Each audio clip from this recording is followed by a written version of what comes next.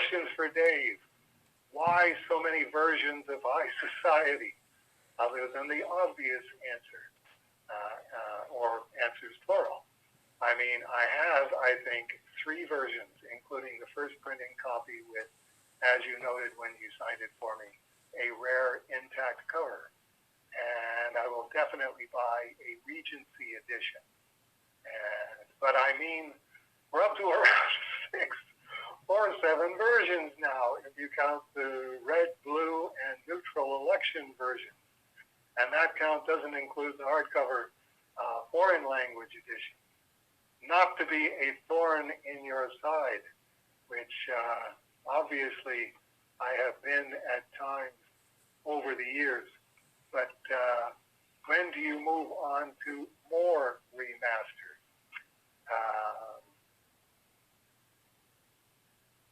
Yeah, so Jeff kind of a white goddess.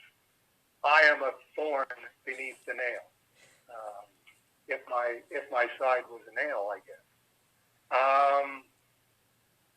David Birdsong then answered, Jeff, my suggestion is that High Society is the biggest selling volume and is in need of reprinting more often and is the obvious choice for the first deluxe hardcover treatment.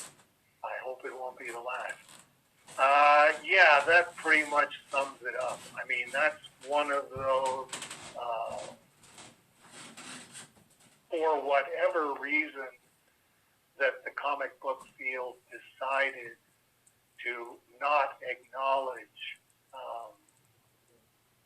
the 6,000-page Cerebus as being anything. I think, the consensus is epitomized by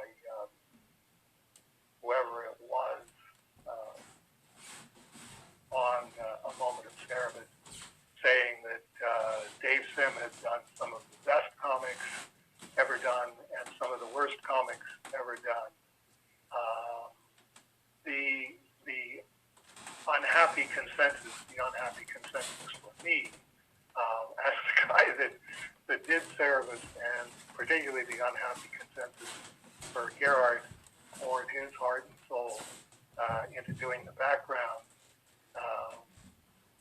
is that the present verdict and the verdict that I think is going to exist for the rest of my life, however long I live, is that High Society is pretty much it. There's maybe some good stuff in Church and State, but even Church and State isn't as good as High Society. High Society is,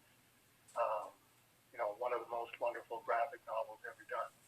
Well, there's nothing you can do about the consensus when it takes shape, and I think it has taken shape in that sense. And consequently, that being the consensus, yes, this is always going to be lead with your best shot. When I was first talking to Dagan about Waverly Press licensing to do Cerebus book, it was let's do a book together. I got his Jimi Hendrix book in and looked at it and went, Waverly Press always does immaculate books. It would be really cool to have a Cerebus book that was immaculate, just because Dagan James did it. And of course, that led immediately to, let's do High Society. It's like, I don't want to do High Society. It's like everything having to do with Cerebus is High Society. I don't like that focus, and it's like, no, if you're going to Dagan James and you're saying, let's do a book, you know where the hot button is going to be for Dagan. And it's going to be, I get to do the first High Society hardcover. And as soon as I hear hardcover, my attention just goes completely in the opposite direction. It's like, okay, just don't make too much noise while you're doing it. So, Go Well, ahead. It sounded like you wanted to jump in there. Steve Bullhaffer just said on Facebook, something came up about the phone books. I think somebody was saying that they read Jaka's story and that they kind of did a encapsulated review type thing of how much they liked it. And Steve said that if he's giving service to a superhero fan, he lends them High Society because this is the good introduction to service. It's from the superhero world. But if it's somebody that knows comics as graphic novels from I can't remember, he named two different titles, and he's going to give them service to introduce it. He goes with Jaka's story because this is what, in Steve's eyes, Jaka's story is pretty much one of the high watermarks of this is what the series is, and he went on a long thread saying this is the difference between the two, and this is why I will share whatever, and it's one of those, why so many High Societies? Because it sells. Why does it sell? Well, because everybody goes, you can skip the first volume, it's not important. This is, the meat and potatoes of service. And it's like, well, it's step one, but it's 16 steps till you get to the end. Right. Right. Yeah, you can skip the first volume, but there's a lot of backstory in the first volume that kind of comes into play in High Society. There's been people that have said, I started with High Society because that's what I was told, and then I went back and read Volume 1, and High Society made a lot more sense. Yeah. That was one of those things that happened, I think, before Church and State came out, and people were saying, yeah, just chop off the first 25 issues and pick up right here. And it's like, well, a lot of the later books are not going to make sense to you if you don't read the first one, although I can understand people having that opinion. But, it's all we can do, and I appreciate Steve going to that trouble to explain why he does it that way and why it works that way. If you have to look at the person that you're giving it to and go, okay, what sort of person is this, and consequently, what are they more likely to respond to? I think even at this point, like, I would advocate, if you've got $100 to throw around, get all 6,000 pages digitally, and then just like cruise through them. And anytime you see something that you go, oh, what's that? That looks kind of interesting. Well, read that one, read the page after that, read the page after that. And if you go, well, okay, I don't really understand what's going on there, but that was kind of interesting. It's, it's like, see the USA. There's a lot of different places to see in the USA. You can say, well, I'll go to New York City. It's the biggest. It's got the most stuff. It's what everybody talks about. You can just skip the rest of the country. Well, you can, but there is a certain amount to recommend Chicago. There is a certain amount of stuff that you might want to go to Milwaukee or Madison, or you may want to go to San Antonio. San Antonio is definitely not New York, but if you like San Antonio sort of stuff, you're not going to know that until you check out San Antonio online.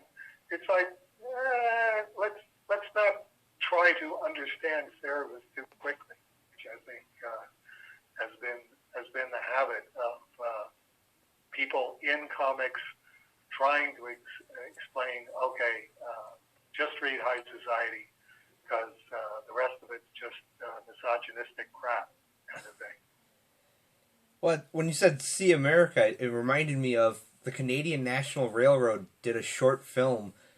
I believe it's titled See Canada. It was a Buster Keaton silent film made in, I think, the late 60s or 70s. 1967, our centennial year. Okay. I remember seeing that in school and going, I know that guy.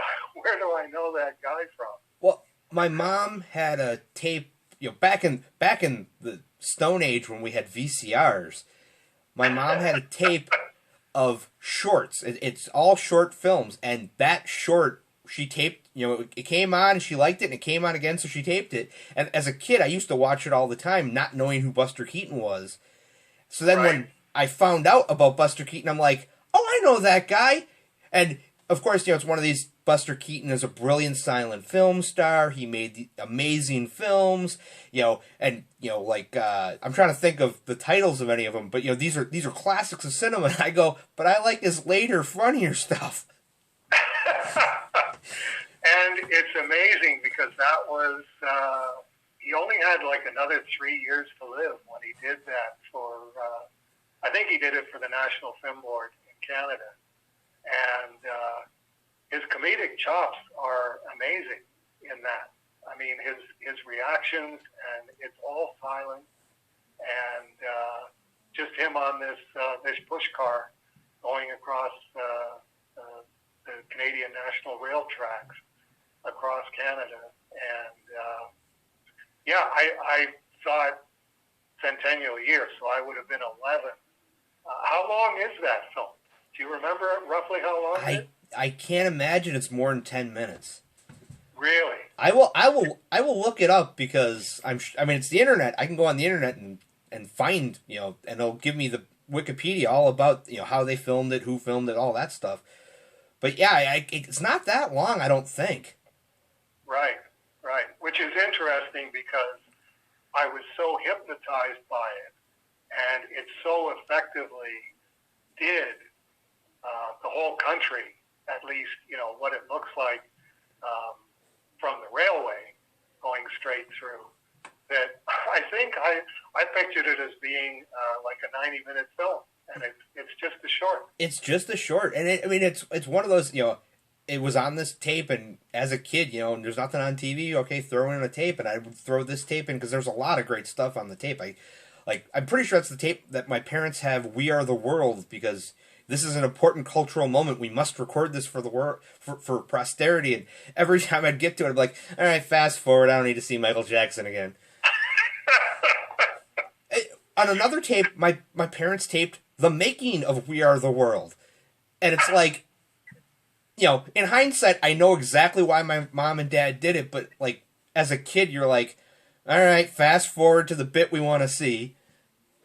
But, I'm in your parents' age group. It's like I still like We Are the World, even though it's one of these because Paul and I have satellite radio in her car, so we'll listen to the 80s on 8, and it's all 80s songs. And occasionally We Are the World pulls up, and I start my crotchety old manness comes out. I'm like, I remember when this came out, and it was a big deal, and after the third time, Paul is like, you've told me this story. I'm like, oh, did I tell you that my parents recorded the making of it? And that Michael Jackson came in early in the morning to record his part when nobody else was... And yes, you've told me this 4 times. And it's like, So now I have kids, so when it comes on, I take to the kids. And, of course, they don't know any of the artists that performed because, it's 1980 versus 2020. Right. 40 years, it's like, I bet you if I showed the video, they wouldn't be able to name anybody. But like, this guy's still active, and this guy's still active. And yeah, I'm not sure I could name too many of them. I couldn't name too many of them at the time. I just thought it was really, really cool that all of these people got together. I always liked the story of the fact that the rule was no entourages and no hangers-on, just the artists. And as soon as it was just the artists, they all got along like a house on fire. It's always the hangers-on and the managers and those people